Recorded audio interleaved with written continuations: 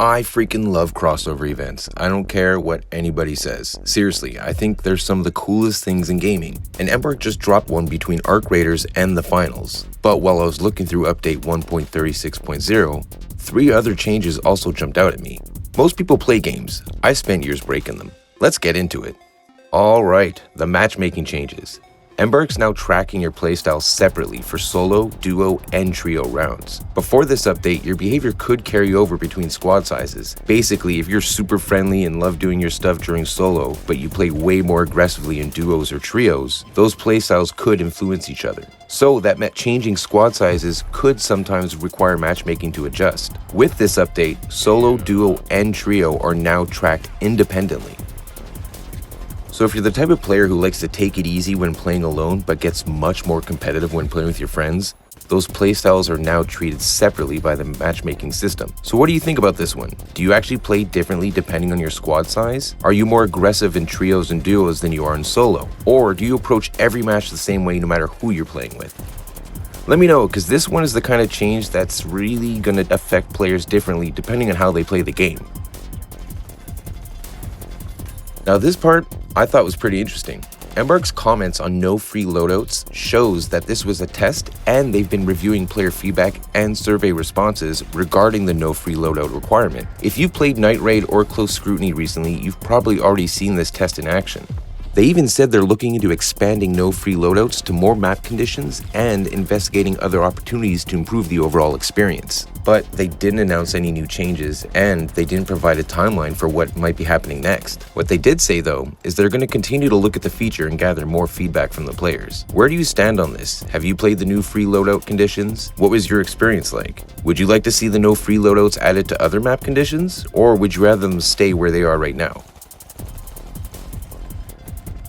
Alright, let's talk anti-cheat and item duplication.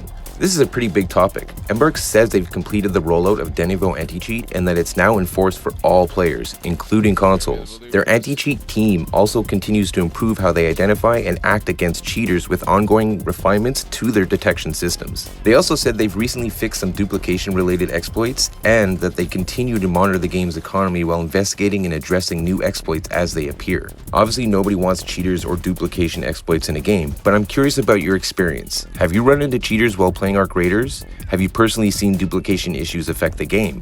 Or has the experience been pretty chill so far? Anti-cheat is just one of those things where player experiences can be very different. Some players run into shit regularly while others can play for weeks and never notice a thing. Alright, now the new crossover event between Arc Raiders and the finals. I love this shit. I totally love when they do it, and like I said, I don't care what anybody says. Starting July 9th, players can complete 3 contracts in the finals to unlock the Azimuth outfit. I'm just going to put it on the screen. Either way, it's super easy to do. Get 100 kills, revive 15 teammates, and collect $150,000 in any game mode. This took me no time to do. Once you're done, you can jump back over to Arc Raiders and claim the reward.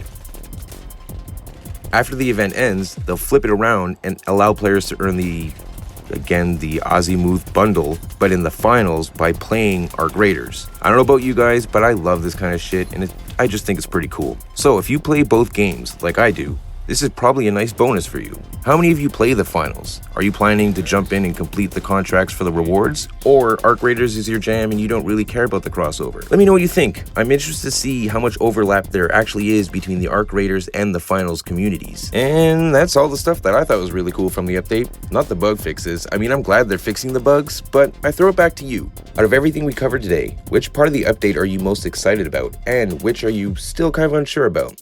Remember, I can't tell you where I've been, but I can tell you what I've learned. Have a good one, gamers, and I'll see you in the next one.